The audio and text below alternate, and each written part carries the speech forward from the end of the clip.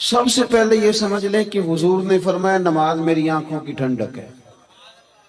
یعنی ہم چونکہ کچھ باتیں بہت زیادہ سنتے ہیں تو اس کا ذائقہ نہیں محسوس کرتے. کبھی حدیث کے لفظوں پر غور کریں. فرمایا نماز میری آنکھوں کی ٹھنڈک ہے. یعنی کہتے ہیں نا آنکھیں ٹھنڈی ہو گئیں. تو حضور فرماتے ہیں جب تو سجدہ کرتا ہے نا میرے امتی، جب تو نماز پڑھتا ہے، رکوع قیام سجود کرتا ہے، تو تیرے نبی کی آنکھیں ٹھنڈی ہوتی ہیں. یہ کتنا بڑا رضا والا کام ہے نبی پاک صلی اللہ علیہ وسلم کی نماز پڑھنا. اور حضور کا اپنا نماز کے ساتھ رشتہ یہ تھا کہ سورج گرہن ہوا تو حضور نے نماز کی نیت باندھ لی، چاند گرہن ہوا تو نماز پڑھنے لگے، تیز بارشیں طوفان کی صورت میں آئیں تو نماز پڑھی، بارش نہیں ہوتی تو نماز پڑھی. حتیٰ کہ جنگوں کے موقع پر بھی میرے نبی پاک نماز کی کثرت فرماتے تھے. ہر موقع پر نماز کی طرف توجہ. نماز حضور کی چاہت ہے، آنکھوں کی ٹھنڈک ہے. وہ کس طرح کا امتی ہے جو یہ نہ چاہے گا کہ میرے نبی کی آنکھیں ٹھنڈی ہوں. آپ نماز پڑھیں، نماز میں آپ توجہ کریں. ایک ہوتا ہے نماز پڑھنا، ایک ہوتا ہے اہتمام کے ساتھ نماز پڑھنا. یعنی ذرا وقت پہ اٹھنا، ذرا صحیح کر کے وضو کرنا، ذرا شوق سے مصلی بچھانا. ایک ہوتا ہے تسبیح پڑھ لینا، اور ایک ہوتا ہے ذرا تھوڑا سا نا شوق کے ساتھ اللہ کو یاد کرنا. آپ کبھی جو میں نے آیہ کریمہ پڑھی اس کی آپ شان نزول دیکھیں. نبی کریم صلی اللہ تعالی علیہ وسلم کے نا کچھ صحابہ اللہ کی محبت کے شوق میں حضور کی بارگاہ میں حاضر ہوئے، اور انہوں نے آ کے عرض پتہ کیا کیا؟ عرض کرنے لگے یا رسول اللہ صلی اللہ تعالی علیہ وسلم سالوں بیت گئے ہیں سجدے کرتے ہوئے، حضور سالوں بیت گئے ہیں تسبیح پڑھتے ہوئے، سالوں بیت گئے کہتے ہوئے کہ سبحان اللہ وہ پاک ہے، ہمیں سالوں بیت گئے یہ کہتے ہوئے کہ اللہ اکبر وہی سب سے بڑا ہے، سالوں بیت گئے کہتے ہوئے کہ الحمدللہ ساری تعریفیں اللہ کے لیے، سالوں بیت گئے اس کی تسبیح کرتے، تحلیل کرتے، تکبیر کہتے. حضور اب نہ ہمارا اپنے رب سے ملنے کو جی چاہتا ہے. کبھی یہ حقیقت منتظر نظر آنا لباس مجاز میں، لاکھوں سجدے تڑپ رہے ہیں میری جبین نیاز میں. اور اقبال کہنے لگے کہ تیرے عشق کی انتہا چاہتا ہوں، تو میری سادگی دیکھ کیا چاہتا ہوں، میرا ذرا سا تو دل ہے مگر شوق اتنا، میں وہی لن ترانی سنا چاہتا ہوں. میرا بھی دل کرتا ہے کہ اللہ میں تجھے کہوں میں تجھے دیکھنا چاہتا ہوں جس طرح حضرت موسیٰ کلیم علیہ السلام نے کہا تھا، اور تو مجھے کہے کہ لن ترانی تو نہیں دیکھ سکتا، ذرا سا تو دل ہے مگر شوق اتنا، میں بھی وہی لن ترانی سنا چاہتا ہوں. پھر کہنے لگے بھری بزم میں راز کی بات کہہ دی، بڑا بے ادب ہوں سزا چاہتا ہوں. دیکھو سب لوگوں کے بیچ ہی میں نے یہ کہہ دیا. میرے عزیز صحابہ نا شوق میں، کتنے سارے لوگ ہیں آپ، کتنی ماشاءاللہ بڑی تعداد میں آپ آئیں. ہم بھی کبھی اس شوق میں گئے ہیں کہ ہمارے رب کو دیکھنے کو دل چاہتا ہے، ہمارا جی چاہے وہ کبھی ہمیں ملے، ہم کبھی اس کی زیارت کریں، اس کی بارگاہ کرم میں ہم حاضر ہوں. صحابہ نے عرض کیا یا رسول اللہ صلی اللہ تعالی علیہ وسلم ہمارا رب کہاں ہے؟ ہمارا نا اپنے رب کو دیکھنے کو جی چاہتا ہے. جب صحابہ نے یہ عرض کیا تو اللہ نے قرآن مجید نازل کیا. فرمایا وَإِذَا سَأَلَكَ عِبَادِي عَنِّي فَإِنِّي قَرِيبٌ. محبوب جب میرے بندے آپ کی بارگاہ میں آ کے میرے بارے میں پوچھیں نا تو ان سے کہہ دینا میں ان کے قریب ہی ہوں، قریب ہی ہوں. دلیل کیا ہے؟ اذا دان، یہ جب بھی مجھ سے دعا مانگیں گے میں ان کی دعاؤں کو قبول فرماؤں گا. میں ان کے قریب ہوں، میں ان کے قریب ہوں. یہ جب بھی دعا مانگیں گے نا میں قبول کروں گا، میں ان کے قریب ہوں۔ اللہ تبارک و تعالیٰ کے بندے اللہ سے محبت کرتے، رب کی بارگاہ میں جھکتے، اس کو اپنے دکھ سناتے، اس کے پیارے محبوب صلی اللہ تعالی علیہ وسلم کا وسیلہ لے کے اس کے حضور حاضر ہو جاتے، پیشانیاں سجدوں سے روشن ہوتی۔ ہم نہ ہر چیز کے لیے وقت نکالتے ہیں، ہر چیز کے لیے، لیکن عبادت کے لیے وقت نہیں نکالتے۔ ہر شے آباد ہے، ہر شے، ہماری فیس بک بھی آباد ہے، واٹس ایپ بھی آباد ہے، ہمارے ٹویٹر بھی آباد ہیں، ہماری ہر چیز آباد ہے۔ سب سے کم آباد ہمارا مصلی رہ گیا ہے، سب سے کم۔ وہ لوگ اب ڈھونڈنے سے ملتے ہیں جن کی بغل میں مصلی ہوتا تھا۔ میرے بھائی، آپ کتنا کو دنیا کے پیچھے بھاگو گے تھکا دے گی، کتنا دولت کے پیچھے بھاگو گے تھکا دے گی۔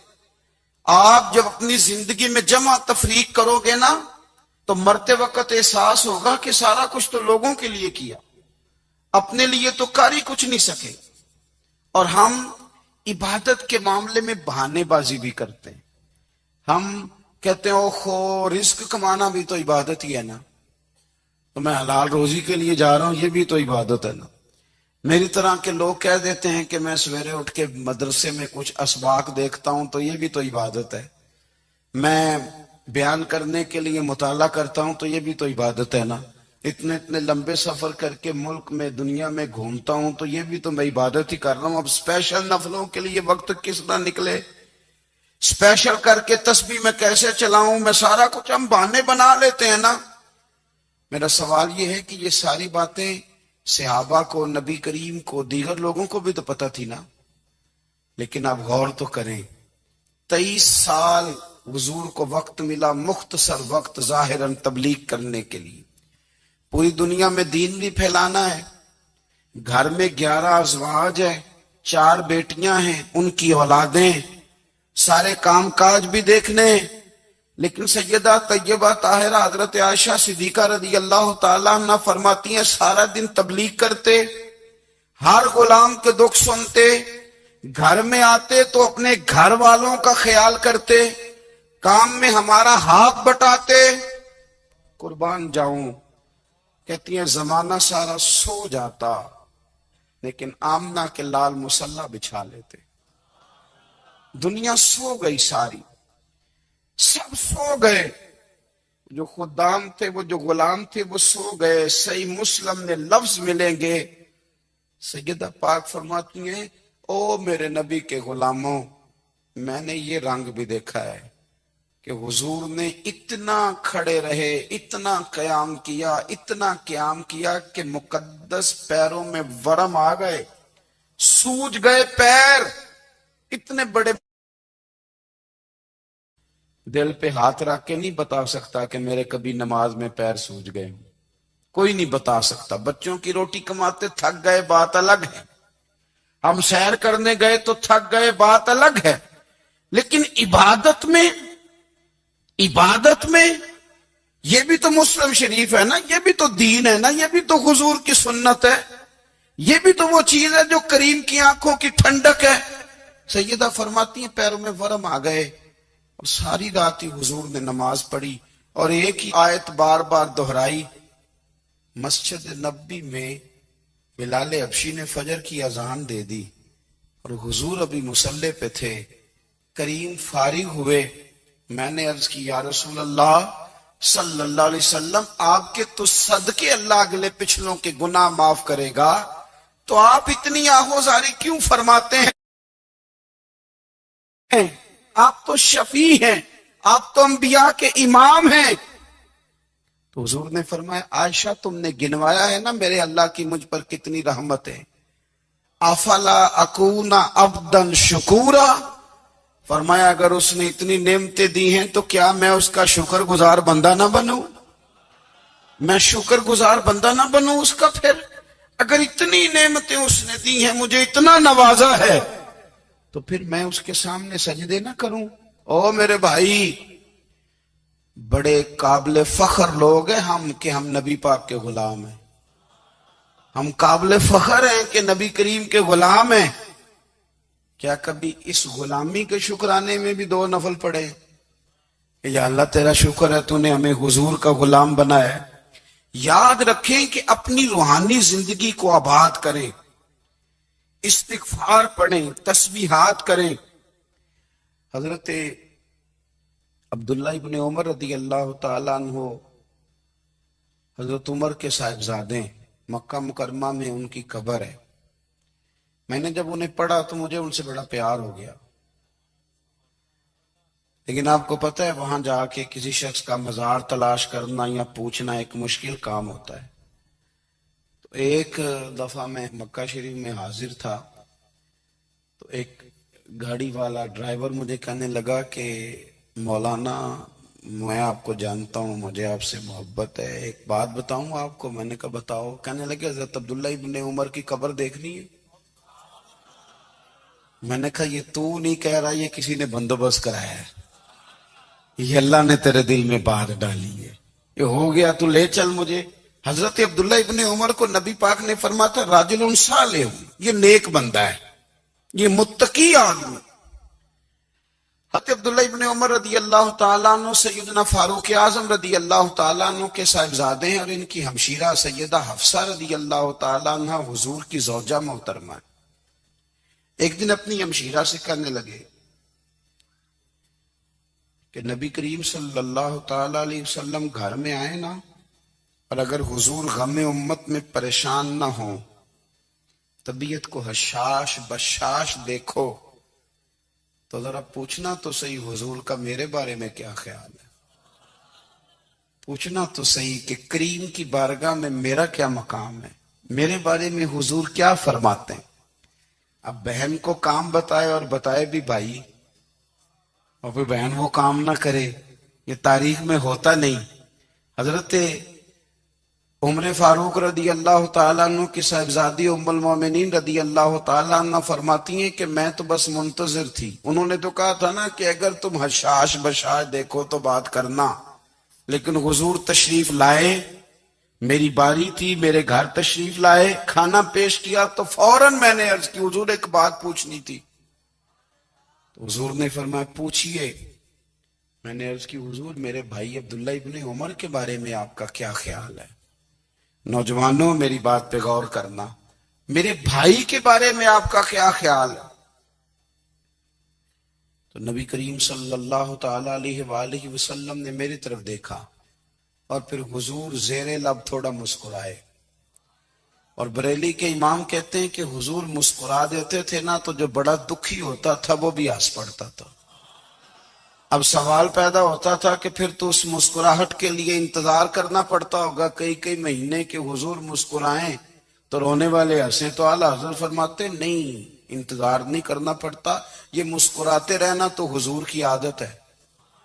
جس کی تسکین سے روتے ہوئے ہنس پڑے اس تبسم کی عادت پہ لاکھوں سلام. یعنی یہ تو عادت ہے حضور کی مسکراتے رہنا، اس کے لیے انتظار نہیں کرنا پڑتا. بھائیو آپ خیال رکھیں گے، غور کریں گے. حضرت عبداللہ ابن عمر رضی اللہ تعالیٰ عنہ کے بارے میں پوچھا تو سیدہ فرماتی ہیں کہ نبی کریم صلی اللہ تعالیٰ علیہ وسلم نہ زیر لب مسکرائے اور فرمایا حفصہ تیرا بھائی ہے تو اچھا، لیکن میں نے سنا ہے کہ عشاء کی نماز پڑھتا ہے تو فجر تک سویا ہی رہتا ہے. او نوجوانوں، 10 بجے تک سونے کی بات نہیں ہوئی، 9 بجے تک سونے کی بات نہیں ہوئی، 11 بجے اٹھنے کی بات نہیں. حضور فرمانے لگے میں نے سنا ہے کہ عشاء کی نماز پڑھ کے سو جاتا ہے اور فجر تک سویا ہی رہتا ہے، اسے چاہیے کہ تہجد کے وقت اٹھا کرے، اللہ کی بارگاہ میں حاضر ہوا کرے، آہوزاری کرے، سجدے کرے، عبادت کرے. اٹھتا ہے اور فجر میں جا کے اٹھتا ہے. حضرت جناب حفصہ رضی اللہ تعالیٰ عنہ کہتی ہے میں نے جناب عبداللہ ابن عمر کو پیغام دیا اور میں نے کہا میرے جوان بھائی سن. نبی پاک نے فرمایا ہے تو اچھا پر تہجد میں نہیں اٹھتا، نفل نہیں پڑھتا. او میری ملت کے جوانوں، مزہ نہیں آ جاتا جب ساری دنیا سوئی ہو، ساری دنیا، اور بستر بھی گرم ہو اور نیند بھی پورا غلبہ کر رہی ہو، اور اچانک گھنٹی بجے دماغ میں، آنکھ کھلے، گھڑی پہ نظر پڑے، 3:30 4 بجے کا پیغام گھڑی بتائے، اور کوئی چڑھتی جوانی والا اٹھ کے وضو کرے، اور جب وہ مصلی کھول کے بچھائے تو مدینے والے محبوب کہتے ہیں کہ ہر نماز پہ رب ثواب دیتا ہے، اور جو اٹھ کے تہجد کی نماز پڑھے اسے دیکھ کے تو رب مسکراتا ہے، جو اس کی شان کے لائق ہے، جو اس کی شان کے لائق، وہ مسکراتا ہے، خوش ہوتا ہے کہ میرا بندہ تہجد میں اٹھ گیا، وہ مسکراتا ہے۔ کاش ہماری صبحیں کبھی اپنے مالک کے نام ہو جائیں، کاش کے صبح حضرت ابو الحسن رحمت اللہ تعالی علیہ حضرت معاذ ابن جبل رضی اللہ تعالیٰ عنہ کے پاس بیٹھا کرتے تھے، فرماتے ہیں ان سے جو پیار بڑھا تو پھر میرا مصلی سے بھی بڑھ گیا۔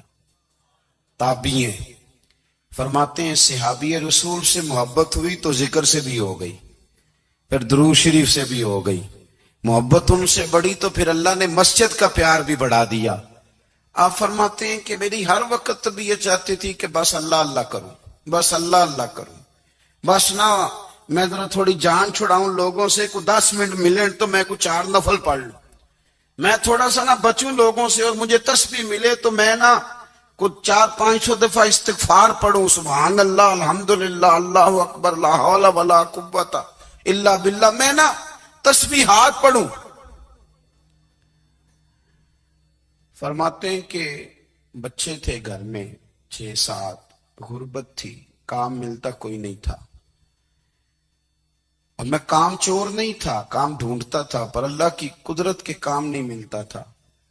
فرماتے ہیں کہ میں نے ایک دن اپنی اہلیہ سے کہا کہ آج میں پھر جاتا ہوں کام ڈھونڈنے، تو میری بیوی بڑی فرما بردار تھی، پر اس دن نہ غربت کے ہاتھوں تنگ آ کے کہنے لگی آج نانا کوئی تو چیز لے کے آیا، تو مجھ سے بچوں کی بھوک نہیں دیکھی جاتی ہے، سب روگاں دا روگ محمد جس دا نام غریبی، کنڈ بلا کے لنگ جاندے نہیں دوست یار قریبی، آج نہ کچھ لے کے آیا تو میں بچے لے کے چلی جاؤں گی۔ شیخ فرماتے ہیں کہ میں بڑا پریشان گھر سے نکلا، پر میں نے صبح سے لے کے زور تک کام ڈھونڈا، کام ملا کوئی نہیں، تو میرے دل میں خیال آیا چلو کام نہیں ملتا تو اللہ اللہ تو کرے نا، چلو بندوں کی مزدوری نہیں ملتی تو رب کریم کی عبادت ہی کرتے ہیں۔ فرماتے ہیں کہ میں نے نا فرات کے پانی سے وضو کیا، نہر کے، شدید دھوپ تھی، ساتھ ریت تھی اور ریت تپ رہی تھی، میں نے اپنا رومال وہیں مصلی کے طور پر بچھا لیا، اور فرماتے ہیں کہ زور سے لے کر عصر تک نماز پڑھی، دھوپ بھی پورے زور پہ، پر میرے سجدے کا ذوق بھی پورے زور پہ۔ فرماتے ہیں سورج بھی چمک رہا ہے اور رب کی عبادت کا ذوق بھی پورے زور پہ، میں سجدہ کروں تو پھر میرا اٹھانے کو جی نہ چاہے۔ میرے استاد لکھا کرتے تھے، یہ ان کا شعر ہے، وہ کہا کرتے تھے مجھے سوز دے، مجھے ساز دے، اور مجھے نیم شب کا نیاز دے، دم سجدہ خود کو میں توڑ دوں، مجھے ایسا ذوق نماز دے، اور میں تیری بہار کا پھول ہوں، میں کھلا بھی ہوں تو تیرے لیے، مجھے میری شاخ سے توڑ لے، مجھے اپنی زلف کا ناز دے۔ بھائی فرماتے ہیں کہ عصر تک میں نے نفل پڑھے، دل ڈھلنے لگا، عصر کی نماز پڑھی اور میں وہاں سے چلا۔ اب میں جب نکلنے لگا تو دل میں خیال آیا کہ چھوٹی چھوٹی دیواریں ہیں گھر کی، بغیر کچھ لیے جاؤں گا تو بیوی دور سے دیکھے گی تو شور کرے گی کہ پھر خالی ہاتھ آ گیا ہے۔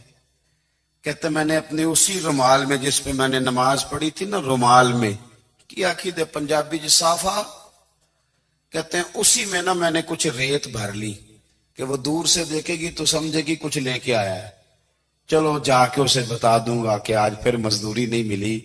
کہتے ہیں وہ ریت لے کر جب میں گھر میں گیا تو پہلے بیوی دروازے پہ کھڑی ہوتی تھی، پوچھتی تھی خالی ہاتھ آ گئے ہو؟ آج میں نے دیکھا تو ہے ہی کوئی نہیں۔ فرماتے ہیں میں اندر داخل ہوا، سلام لیے، کونے میں نے وہ رومال رکھ دیا اور میں نے آواز دی کہ بھلی مانس کہاں ہو؟ تو وہ کہنے لگی آپ منہ ہاتھ دھو لیں، میں روٹی لے کے آئی۔ میں نے کہا روٹی کہاں سے آ گئی؟ یہاں تو کئی دنوں کے فاقے ہیں، تو کئی دنوں کی غربت ہے، یہاں تو اس گھر میں تو فقیری ہے۔ فرماتے ہیں کہ وہ روٹی لے کے آئی اور اس وقت کی جو موجودہ نعمتیں تھی، سمجھ لیں سلاد، اچار، ہر چیز ساتھ لائی۔